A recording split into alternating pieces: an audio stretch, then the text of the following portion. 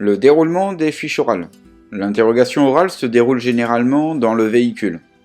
Elle permet à l'expert de s'assurer au cours d'un échange que le candidat possède des connaissances théoriques liées à la sécurité et qu'il est capable d'adapter sa conduite aux situations complexes.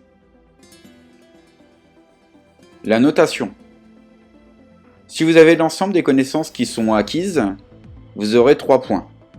Si vous avez 2/3 des connaissances acquises, vous aurez 2 points.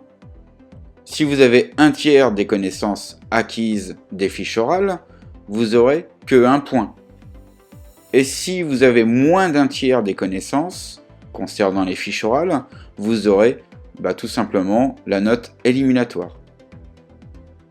Fiche orale numéro 7. Dynamique du véhicule. Vitesse, centre de gravité, force centrifuge, adaptation à la conduite. Vitesse. Un véhicule en mouvement prend de la vitesse, donc de l'élan. Cet élan s'appelle l'énergie cinétique. L'importance de cette énergie dépend de la masse et du carré de la vitesse. Lors d'un choc, elle se disperse violemment, en faisant beaucoup de dégâts. Elle est très importante pour les véhicules lourds dans tous les accidents. La vitesse est toujours un facteur aggravant. Les accidents dans lesquels sont impliqués en poids lourd sont toujours plus graves. Par exemple, dans les accidents mortels avec un poids lourd, on compte 70 tués dans les poids lourds contre 500 tués dans les véhicules légers ou le piéton. Centre de gravité. On peut le définir comme le point d'équilibre du véhicule. Il est au départ déterminé par le constructeur qui le positionne le plus bas possible.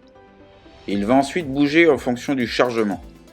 Plus il est instable, plus la conduite est difficile. Il peut y avoir du ballon d'avant en arrière ou de droite à gauche, pouvant aller jusqu'au renversement du véhicule. Force centrifuge. La force centrifuge est une force qui attire le véhicule vers l'extérieur d'un virage.